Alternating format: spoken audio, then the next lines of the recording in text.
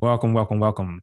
This is another Carlton Brown Live on Thursdays, except instead of 1:05 p.m., I'm here in the late night hour after 9 p.m. And I just wanted to make sure that I did get it in today for sure. And we had some different disruptions throughout the day. And I just wanted to make sure, you know what, I can be consistent on it. So with that, if this is your first time joining me, I'm Carlton Brown, and I am a specialist. I focus on helping people navigate the confusion and stress that comes through change and life transition so that they can experience more energy to enjoy the moments that matter.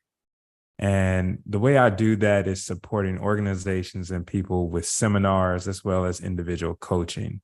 And so each Thursday, when I get the opportunity to, I like to come on live and just share some tips or pointers that I find helpful for myself, but also, that may come from the clients that I work with. And I just love to share freely to see if you may benefit from it as well. And so, with today, and that's exactly what we're going to do. We're going to share some tips and strategies that may be able to help you out and just help you experience more of yourself as you do go forward.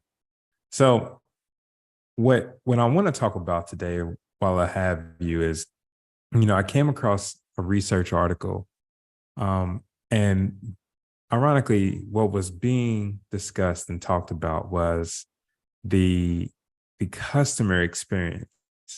And in that, it said, for every one negative customer experience, to flip that negative into a positive, you got to have 12 positive customer experiences. And for me, while I thought that was novel, just the fact that they can put a number on it. And then, of course, just being able to measure that, being able to put something conceptually out there for someone who runs, say, a customer service organization or a store or just any type of interaction of a business where you're interacting with people and, negative interactions happen. I thought it would be really helpful to pull some of the content out of that and just to share, because I think it can be applied to our mindsets and sometimes those conversations that we're having with ourselves, our negative conversations. And so in the very, very much in the same way, it's if what if the ratio for like the negative conversations that we have or the negative thoughts that we have, what if it's 12 to 1? So what if it's 12 positive thoughts or, experiences of feelings that are in the positive side or emotions that are more positively aligned to counterbalance one negative? And then I started to think to myself, well, the reality is it's probably not 12 because that's insurmountable, right? Like to some extent, that's a never ending wheel, maybe. And it can be difficult at times to truly find one particular, positive or the silver lining for something that's occurring. But the reason why I think the ratio is more into our favor, it probably isn't more than 1 to 1. But I do think it's in our favor, to where if we do have these negative kind of thought patterns that we're experiencing, and it starts to boil down to one particular message, what I've utilized and what I've supported people to do is reframe, right? And it's through the power of reframing that you really do get that 1 to 1 ratio, to where really I can see something different than what I'm experiencing that can be and feel supportive at the moment. But I do have to be able to step out of this negative thought process, this negative thought cycle. And so there's a couple of ways you can do that. All right. So one of the ways that I would say for you to get out of your negative thought cycle and thought process and really get more aligned to something that can be supportive for you is challenge the thought. So the first thing you can do is challenge the thought. What I mean by that is sometimes there are moments where you can tell yourself, hey, I'm gonna pass this test. I'm gonna fail this test.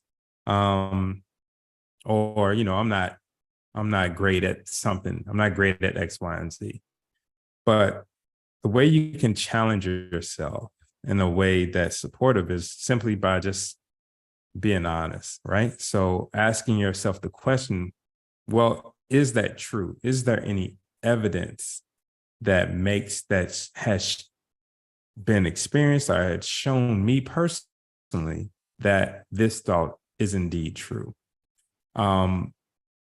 And when you start to get down to, what you're feeling, what you're thinking, the thoughts that, come up as you ask yourself and try to answer that question, it's in that challenging of it that's really going to support you to navigate kind of that, that negative thought. All right. So that's the one thing I would say is challenge your own thoughts to whether or not that's telling ourselves different stories at different times. But sometimes just the honest and the brass tacks of the situation or the scenario or the conversation that was had and just reducing it down to where it can't be reduced. It's very simple. It's not complex. And what was being thought through, is the quicker you can do that, the better off you're going to be able to challenge it and get to the truth and the honesty of what you're really experiencing, but also whether or not that thought or those feelings or those emotions are worth like building a house on, even though they're not supporting you. And so one is challenging the thought and the feeling and emotion. The other thing I would say is that there is power for you to where when you do start to have this negative thought cycle or pattern of thought, sometimes it comes from really you not just checking in on the other areas that you're currently experiencing some shifts. So what I mean by that is it's okay to check in fully and really get an understanding of what else is occurring, right? Because there are moments where we're running hard, we're running fast, we are running without regard to checking the other areas of our lives. And sometimes when we feel depleted and not aligned in the other areas of our lives, if one of the areas, say work, is misaligned and it doesn't feel good, but the truth is you're not flourishing in any of the other areas, from your personal self-care to your growth and learning, calling, and if you will, like there's always some part of you that wants to grow and learn. But then if your relationships aren't feeling supportive at the moment as well, not checking in on those other areas will make this one particular area work, for example, feel super impactful, super misaligned. And then what happens is, again, the narrative that you're having and that you're experiencing is just going to feel redundant in negativity. So once you start to understand, like, hey, there's almost like a little system to where all the buckets that represent who you are as a person, they have to, have their feel, right? So where you can really feel like you're representing yourself, you're fully aligned with who you want to show up as. And that's in the different areas of your life. Once you check in to see where that is, that's going to help you really turn some of the negative thoughts or the cycling that you may have, not necessarily into a positive, but into a net neutral, where you're like, well, wait a minute, hold on. You have the faculty to really just question Again, and going back to the truth of it is challenging that. Is it really true? Or is it just super heightened because some of the other areas that I'm not looking into or I'm not very conscious to or catering to at this current moment, maybe they're not as full as I need them to be. So again, it's kind of just checking in with yourself and really being attuned with how you want to show up with all the things that matter most to you, with your relationships, with your spirituality, with your health, with your self-care, with your growth and learning. And then of course with your career, with anything that comes after that. All right. So really those two things can make the negative thought cycle feel less negative, help you feel more empowered to where you can go forward each and every day. Because it is what it is. It's not going to be something where, one day you got it figured out and then that's it. Just figure it out from that point on. We all know that it doesn't work like that, right? So with that, just try those two tips, if you will.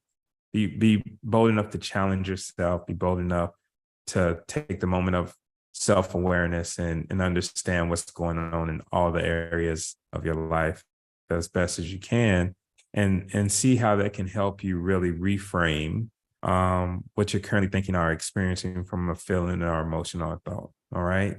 But with that, if you found this helpful, and I hope you did, I have more information about me and the practice that I have at carltonbrowncoaching.com. Also on that website, very soon there'll be some freebies coming up that can really support you in navigating different changes that you may be walking through. And in the future, I will have a course, a short course that's going to spread across 5 weeks, to where anyone can join and become a part of it and get some group coaching, as well as really get a toolkit that's going to help you navigate change and transition from the different stages of life that you're currently navigating. All right. But again, I'm Carlton Brown. If you like this or if you found this helpful, please give this a thumbs up on YouTube, but also feel free to subscribe to the channel, as I will be doing my very best to show up on Thursday, and most of the time it will be at 105 versus the night. But again, thank you and look forward to speaking with you soon and seeing you guys. Take care.